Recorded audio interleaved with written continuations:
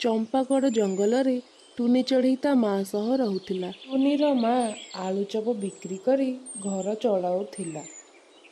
କିଛି ଦିନ ଗଲା ପରେ ବର୍ଷା ଋତୁ ଆସିଲା। ବର୍ଷା ଋତୁ ଯୋଗୁଁ ଟୁନିର ମା ଆଉ ବଜାରକୁ ଆଳୁଚପ ବିକ୍ରି କରିବାକୁ ଯାଇପାରିଲା ନାହିଁ। ସେଥିପାଇଁ ଟୁନିର ମା ପରିବାର ଚଳାଇବା ପାଇଁ ତା ଦୁଆର ମୁହଁରେ ଆଳୁଚପ ଦୋକାନ ଦେଇ ବସିଲା। କିନ୍ତୁ କେହି ଗ୍ରାହକ ଆସିଲେ ନାହିଁ। ଏପଟେ କିନ୍ତୁ ବର୍ଷାରେ ଓଦା ହୋଇ ଟୁନିର ମା'ର ଦେହ ବହୁତ ଖରାପ ହେଇଗଲା। ଟୁନି ତା ମା'କୁ ଡାକ୍ତରଖାନା ନେଇ ଆସିଲା। ଡାକ୍ତର ବାବୁ, ମୋ ମା'ର ଦେହ ଭଲ କରିଦିଅ। ତୁ ବ୍ୟସ୍ତ ହନା ଟୁନି, ତୋ ମା'ର ଦେହ ଭଲ ହୋଇଯିବ। ଶୁଣେ ଟୁନି, ତୋ ମା'ର ଦେହ ଭଲ ପାଇଁ ଯେଉଁ ଇଞ୍ଜେକ୍ସନ ଦରକାର ସେଇଟା ଏଠି ମିଳୁନି।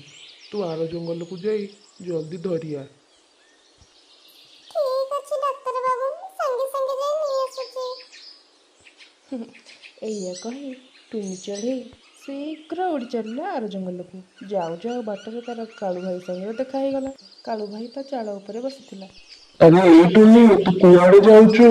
ଆଗ ଯା ସେ ପୋଖରୀରେ ମୋ ପାଇଁ ଦି ଖଣ୍ଡ ମାଛ ଆଣେ, ତାପରେ ଯୁଆଡେ ଯିବୁ। କାଳୁ ଭାଇ, ମୋ ମା'ର ଦେହ ବହୁତ ଖରାପ, ମୁଁ ତା ପାଇଁ ଇଞ୍ଜେକ୍ସନ ଆଣିବାକୁ ଯାଉଛି। ହଉ ତାହେଲେ ଯା, ତୁ ମୋ କଥା ଶୁଣୁନି, ନେ ତୋ ସହ ମୋର ପରେ କଥାବାର୍ତ୍ତା। ଟୁନି ଚଢ଼େଇ ଆଗକୁ ବଢ଼ି ଚାଲିଲା। ଏହିପରି ଯାଉ ଯାଉ ବବ୍ଲୁ ବତକ ତା ଘର ଆଗରେ ବସିଥିଲା।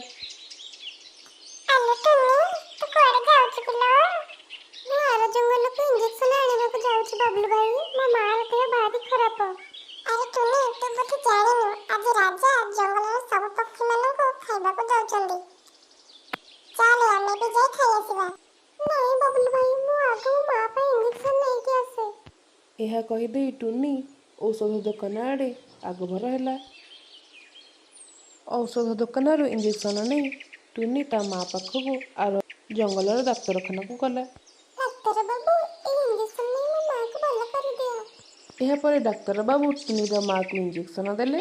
ଟୁନିର ମା ଭଲ ହୋଇ ଘରକୁ ଫେରିଲା। ତାପରେ ପୁଣି ଆଳୁଚପ ଦୋକାନ କରି ସେମାନେ ମା ଝିଅ ବହୁତ ଖୁସିରେ ଜୀବନଯାପନ କଲେ।